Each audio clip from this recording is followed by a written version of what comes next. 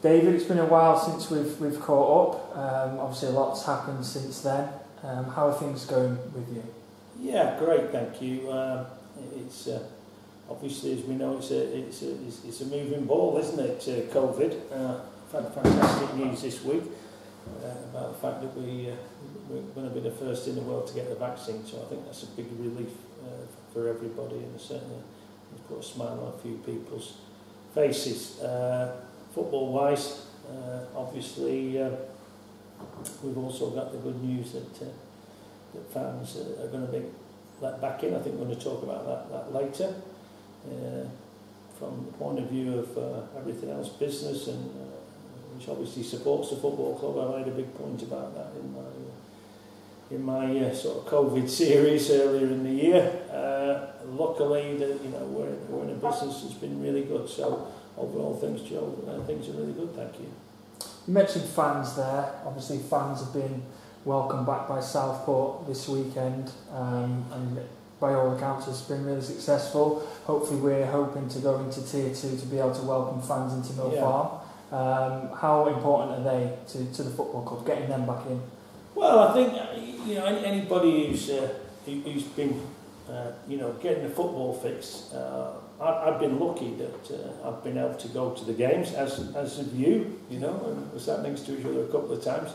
But without the fans, any game I think is whether it's motor racing, rugby, tennis, without fans, sports, nothing, is it? No. I imagine it's bigger for the players than for us as not having the fans, but for us as sort of owners and people involved in it, it's a weird feeling being out there. You actually do get used to it, really. I have to say, you get used to it, but it's going to be great to get fans back, and for the fans themselves to be able to come back and watch live football is great. I mean, you watch on television, Chelsea, Arsenal the other day, with no fans, that game would have been alive with noise and banter and all the things that we love about football, don't we? That's what's great.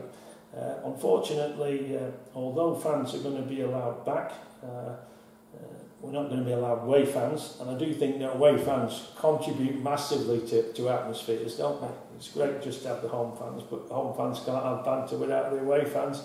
And of course, our big game of the season really was coming up in December. I think it's January the 1st in actual fact. Chorley was always a good day out for everybody.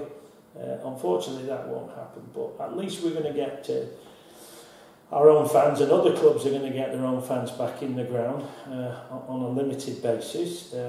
We, did all our assessments, Joe, way back, and as far as I understand, they still stand. So on our ground capacity and what we're allowed in, I think it's somewhere about the 1,400 mark, which is to many of our rival fans' delight. They say it's plenty for Fylde, which is probably about right. Our average attendance last year was about 1,600. We've got, and I've discussed this, funnily enough, with many of chairmen in our league.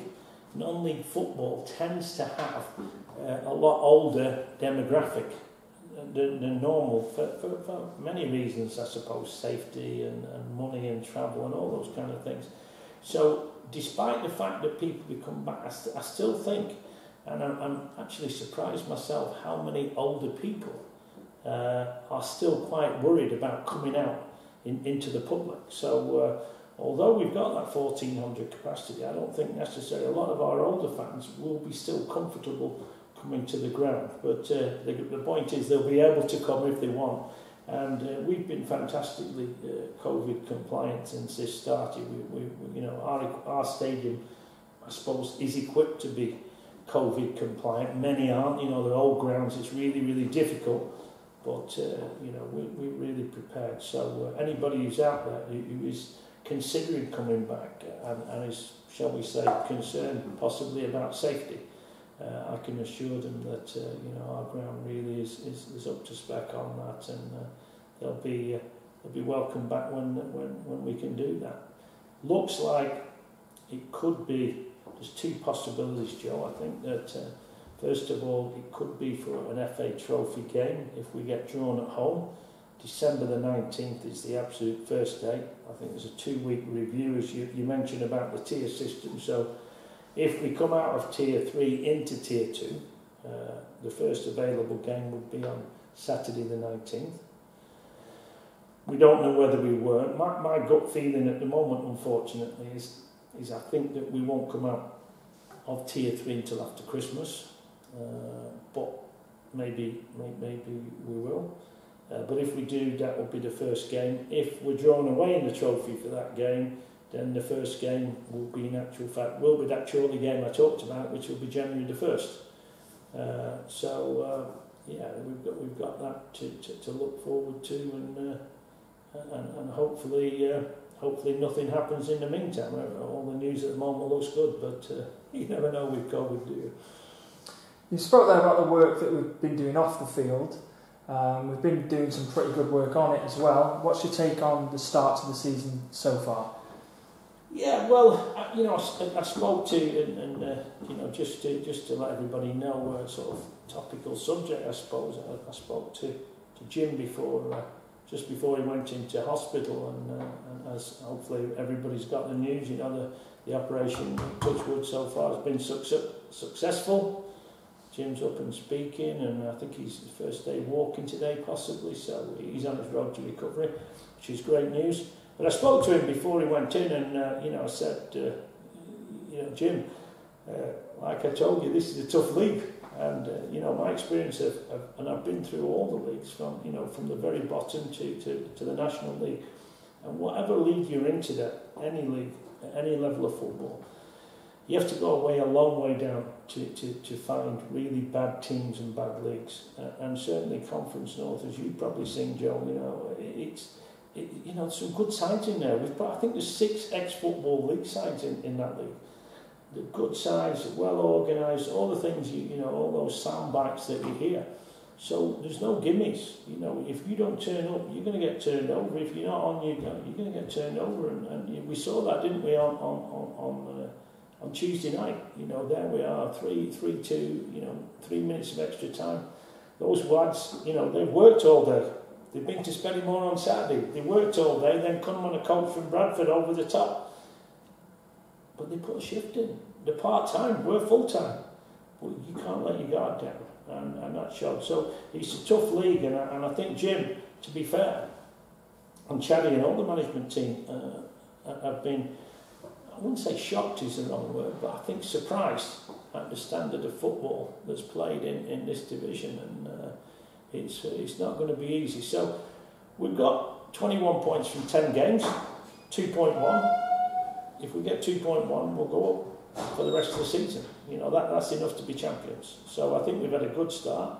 I think we've played some great football, which has been the most important to me. That's something that I'm fanatical about. I want to play the game the right way, and I think every game I've seen, we try to play the right way. I mean, I read the Bamford Report. The Bamford Report said Fylde were oozing class. That's their report on us, and I think we were. I think we've oozed better class than Tuesday night. I thought we were fantastic at Leamington. I sat next to you, we killed them, but we didn't get the result in the end because, again, they never gave up. So I think overall, though, I'm pleased with the start. I think more importantly, I'm pleased with some additions that we've made, and some that maybe I question. Probably my favourite player, probably the best player for me so far, has been Perkins. And the oldest player on the park, isn't he? When Jim wanted to sign him, I think, is he 38, Joe? Or am I doing him a disservice? 36, maybe. I would like to do him. He's one of those, anyway. He's old enough. But, he's been fantastic. And unfortunately, he got sent off at Curzon. And we miss him for 3 games. And you don't want to make excuses, but if you think about it, on Tuesday night, we're playing with, arguably, with respect to the other lads who are watching, arguably our 3 best players out, and the spine of the side. You know, we're missing Nick Horton up front, obviously. Playmaker, extraordinaire, having his best season, fantastic. And then you're missing Perks in the middle, you know, who sprays the ball around. I think, obviously, Liam Nolan's come in and done a good job, but not just quite as good, I don't think, at this stage. He's still just catching up to speed. And then, of course, you've got Pondy at the back, you know, captain, leader, everything, and you know, a few people have said to me, maybe you wouldn't have let those 2 late goals in against Leamington if Pondy had been on the park. We'll never know. But so to play without those 3 players and to almost win that game, I think says something a little bit about the depth of the squad. So I'm very pleased with the players. I've been pleased with Ben Toller. I think he's done well. I've been pleased with Shaw. I think he's done really well for us. Yumi, you know what you're going to get with Jordan. Works, creates something out of nothing when you don't expect him to do. So I think all the signings, I think, you know, Danny Phillisker, well, he's been fantastic. You know, he stayed over from last season. You know, if you had 11 Danny Philliskers on the park, the opposition never get the ball, would they? So really pleased so far. We've got some tough games coming up, obviously, and those are the ones you look forward to. But we played Boston. I thought they were the best side we played. I thought a very good side. I think they'll be up there. I wouldn't surprise if, you know, they'll be top 3. What I've seen so far. So yeah, all in all, I'm happy with the way things are going, Joe. A recent frustration has been the sort of trying to arrange games and being knocked back. We've had open weekends where I've been trying to arrange fixtures. Talk me through that. Has that been a frustrating, from your perspective, how frustrating has that been? Well, I like to go to a football game on a Saturday, Joe. It's as simple as that. Look, we've had on 2 occasions this year where we've not been able to play because the team that we're playing has had COVID, or some of their players have had COVID, and so we tried to rearrange games, and you know, at that time we were unsuccessful. It was a little bit late, shall we say, because I think it was a Tuesday we found out, and we were trying to rearrange a Saturday game. So okay, you give them the benefit of the doubt. But this Saturday, we've been trying from last Friday for this Saturday coming up to rearrange again. And it is a bit ridiculous because, you know, but it says something about us, I suppose. Nobody wants to play us. So the three teams, you know, that are available to play this Saturday are Bradford, Gloucester, and Kidderminster. So Bradford, I kind of get that a little bit. They played us, you know, the part-time. Do they want to play us again? Probably not. And they told us that before Tuesday night. But the other 2 sides, you know, I'm absolutely amazed at, because Kidderminster, they're second in the league. They're above us. I think they're above us, aren't they? Just on goal difference, maybe. Kidderminster's above us. And we say, we'll go to Kidderminster. We're not asking them to come here. We'll go on to Kidderminster, which is, you know, a bit of a trek, you know, on Saturday. Gloucester, furthest game of the season, we say we'll go to them. And Gloucester are top of the league, and neither of them want to play us. So we've got 3 potential games. So, you know, I'm a little bit annoyed about it. I wrote to the league and you know, said to Michael Tattersall, who's chief exec, look, you know, there comes a time where the league, I think, have to, you know, make clubs play when it's available, because, you know, we were very lucky last year. I think all of football was lucky, and I mean, it's maybe down to global warming, but or whatever, but, you know, we had a pretty mild winter, didn't we? So not many games were called off with bad pitches. At this level, nobody has pitch covers. Nobody has them, you know. So if it freezes, we're going to lose out. So we've already got a very tight season, which we're trying to, you know, which is Saturday, Tuesday. And I think it's irresponsible, quite frankly, of clubs not to play on a Saturday, particularly on a Saturday, when you can play. When you can play, it's ridiculous. So, yeah, I'm upset, not upset about it, but I'm a little bit annoyed, and I think that people should be a little bit more considerate and maybe a little bit less selfish about that. But they've obviously got the reasons, and ultimately what it's all about is they don't want to play us, and that says a lot about our team and us as a club, doesn't it? So that's how it is. Thanks, David.